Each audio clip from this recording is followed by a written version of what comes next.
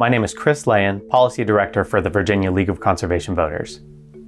Today we're talking about understanding committees at the Virginia General Assembly.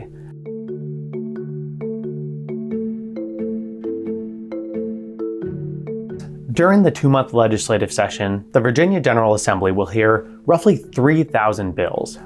In order to manage this workload, bills are first considered in one of several subject matter committees. Only about a third to half the bills that are introduced in any committee make it to the floor, so this is a very important first pass for any of the legislation that you're bringing forward. Each member of the legislature sits on 3 to 5 committees. The most important member of the committee is the chairperson. They will determine the pace of the committee, which bills are heard on which dates, and importantly for advocates, they're going to determine the structure of testimony. It's good to know whether you have 60 seconds to speak on an issue or 5 minutes, and whether or not virtual testimony will be accepted. A quick note on process. Say your bill starts in the House of Delegates. It'll have to clear the House Subcommittee, the House Committee, and then the House floor.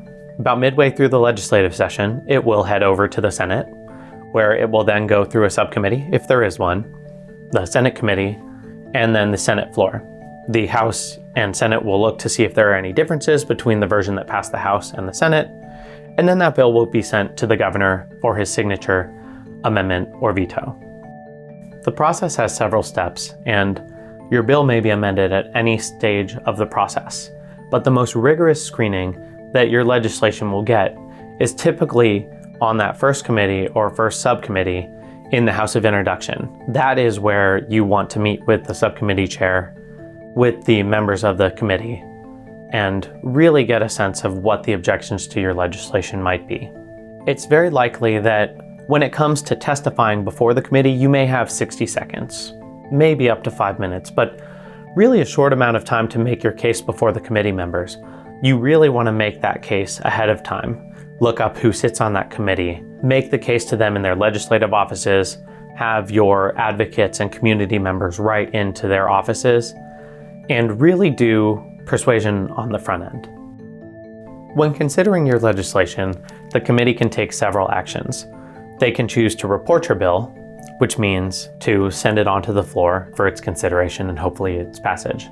If the issue is getting complicated, you might ask that your bill be passed by for the day, which means that the committee will take it up at the next hearing. If your bill is not quite ready yet, your patron may be required to strike it, which will remove the bill from consideration and you can try again next year.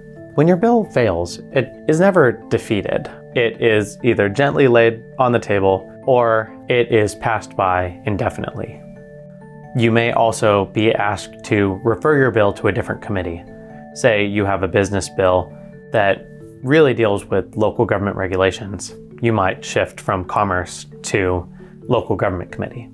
I want to conclude by talking about a couple of key tools that you can use in your legislative advocacy and ones that I use on a daily basis to track legislation as it goes through the General Assembly.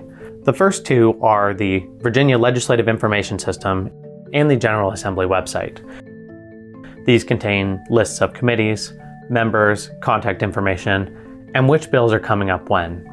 They also allow you to sign up for electronic testimony as well as view House and Senate video streams as well as recording.